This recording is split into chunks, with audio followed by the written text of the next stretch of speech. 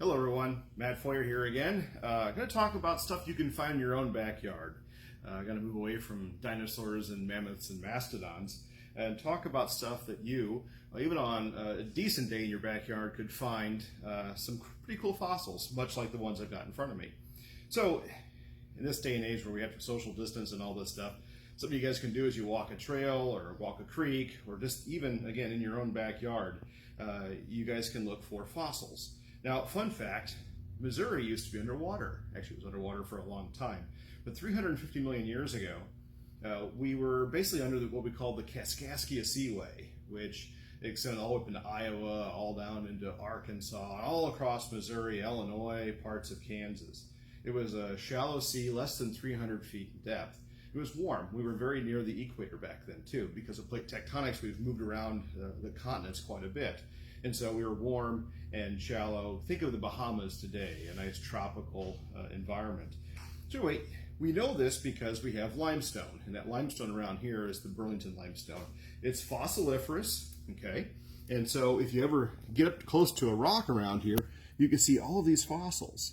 Between 10 to 15,000 fossils for every cubic yard. That's 1 yard by 1 yard by 1 yard block contains 10 to 15,000 fossils. So these fossils are very easy to find. Now, with that said, most of them are crinoids. Now, crinoid is an echinoderm. It's related to starfish and sea cucumbers. But the crinoid is phylum Echinodermata, class Crinoidea.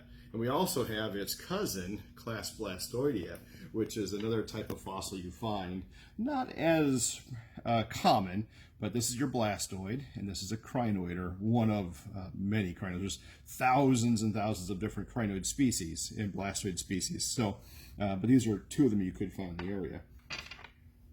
Crinoids live today. There are a few of them left, but this is a modern day one. Okay. These are called sea lilies. They live in warm environments and also deep stuff too, but we won't get into that. But you can see the arms for feeding and all of that. But anyway, they're pretty cool animals. Now, you can actually see on this specimen here, some of the arms are in place on this one here. So it's a very beautiful specimen that we found here locally. What you normally find though, you find these big stem pieces like this. You can see all the segments in here. You can see a big section of it. This is what you tend to find around your backyard, pieces like that, or maybe just one of those little discs on the stem. What you also find commonly, and we get these a lot, people bring them in and say, ooh, I found a tooth, I found a shark tooth. Well, they're not a shark tooth. They're actually a defensive spike off of the head of a crinoid. So there's a certain type, a certain species of crinoid called the Dori Kronus, like this one right here.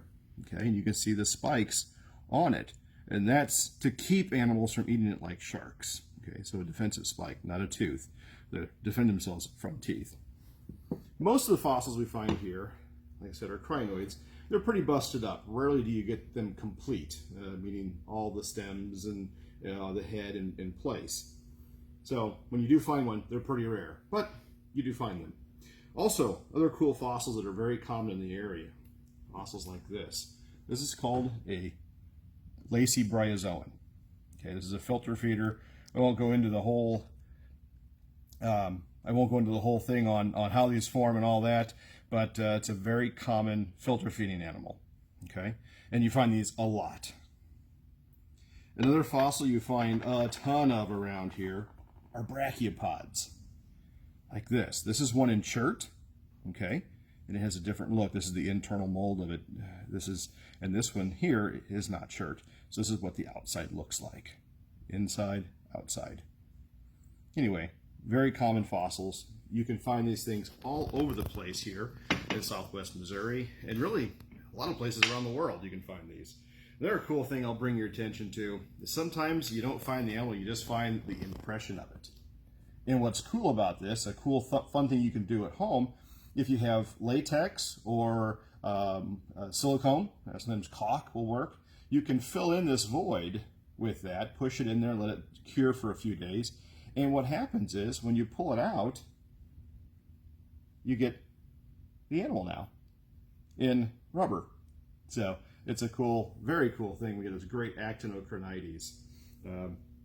Anyway, guys, so over the next few weeks, as you're stuck at home, know that you can go in your backyard with just a few little tools, even just your eyes and fingers. You can go out and collect some really cool fossils and hopefully start or add to your own home fossil collection.